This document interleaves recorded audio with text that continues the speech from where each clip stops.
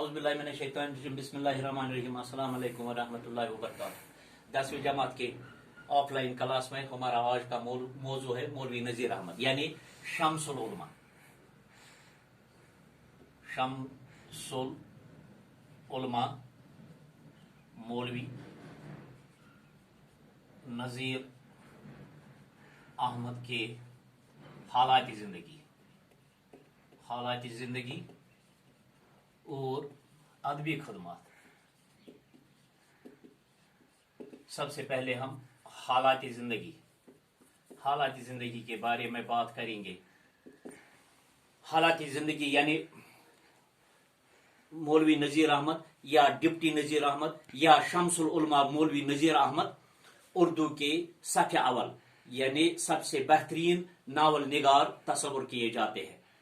उर्दू में नावल निगारी के फन की बुनियाद डालने वाले मौलवी नज़ीर अहमद थे। आप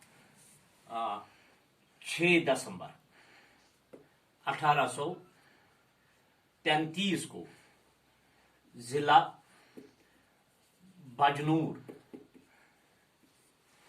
बजनूर के एक खूबसूरत और छोटे गांव में पैदा हुए। उनकी शख्सियत बड़ी पहलूदार है। पहलूदार इस लिहाज से वो अरबी और फारसी के आलिम थे। अरबी और फारसी के आलिम थे। इसके अलावा वो कुरान पाक के तर्जुमकार थे। कुरान पाक के तर्जमाकार थे। इसके अलावा वो कामयाब कानूनी किताबों के भी वो कामयाब तर्जुमाकार थे।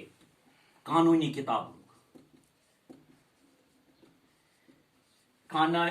किताबों के भी वो तर्जुमाकार थे। मौलवी नज़ीर अहमद उर्दू के चूंकि मशहूर अदीब और नावल निगार थे और उनके वालिद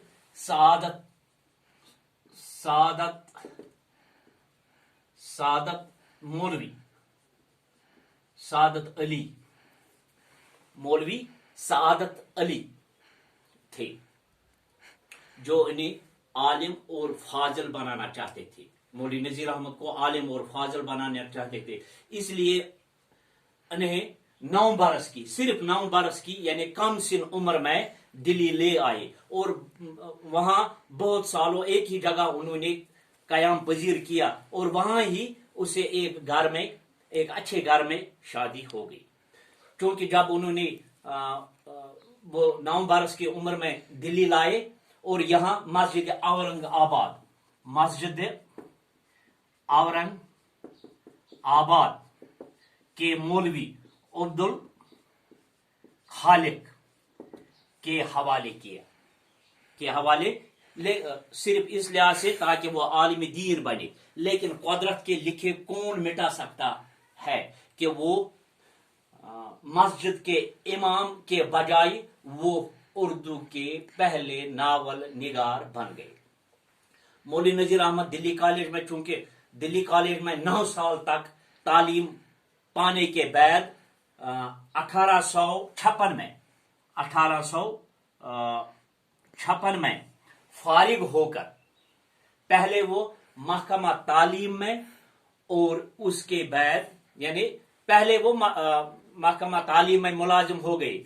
मुलाजमत के दौरान आपने मौलवी नज़ीर अहमद ने अंग्रेजी के मुख्तलिफ किताबों का उर्दू में तर्जुमा किया। इन तर्जुमों से उन्हें ये फायदा मिला कि हुकूमत ने उन्हें महकमा तालीम से निकालकर पहले तहसीलदार उसके बाद 1868 में डिप्टी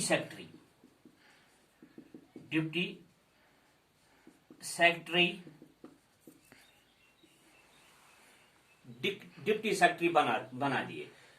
यानी नज़ीर अहमद ने फिर ये मुख्तलिफ जगहों में रहे, मुख्तलिफ जगहों का दौरा किया।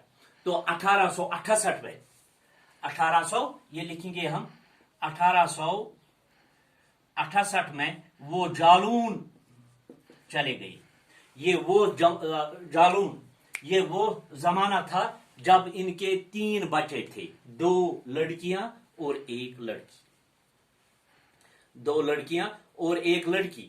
وہ چاہتے تھے کہ وہ ایسی کتابیں لکھے جن کے پڑھنے سے بچوں میں اور تعلیم حاصل کرنے کا شوق پیدا ہوا، اور بس یہی بات ان کے ناول نگار بننے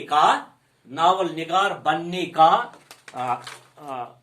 کیا کہتے ہیں اسے، بہانہ بن گیا، اور انہوں نے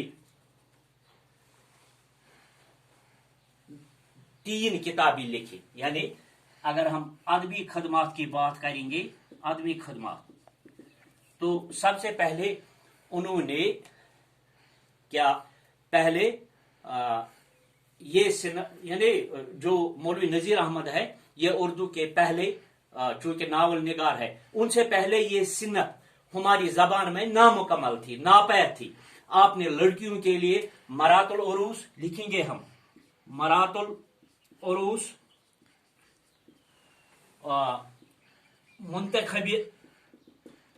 منتخب الحقائق، یہ لڑکیوں کے لیے، اور لڑکوں کے لیے انہوں نے، لڑکے کے لیے انہوں نے چند بند لکھی۔ یہ مولوی صاحب کی تفصیلی صلاحیت، ذہن کی صفائی اور شعور اور خیالات کی پختگی کی کیا کہتے ہیں اسے، قدرت زبان کا کرشمہ ہے۔ یعنی توبۃ النصوح لکھ کر اردو ناول نگاری کو پروان چڑھایا۔ یہ توبۃ النصوح لکھ کر یعنی اردو ناول نگاری کو پروان چڑھایا، اس میں کردار نگاری اپنے پورے کمال میں ہے۔ اس کے علاوہ انہوں نے لکھا ہے فسانہ مبتلا اور بنات نعش، توبۃ النصوح، فسانہ مبتلا، یہ بہت سارے ناول انہوں نے لکھے ہیں۔ تو لکھ کر یہ سارے جب انہوں نے لکھ کر اردو ادب کو نصوح کلیم اور مرزا ظاہر دار بیگ جیسے شاہکار کردار دیے۔ تو انشاءاللہ الرحمن کل ہم اس کی ناول پڑھیں گے، توبۃ النصوح، ایک مزاج دار لٹ گئی، یہ انشاءاللہ الرحمن میں آپ کو کل پڑھاؤں گا۔ باقی شکریہ۔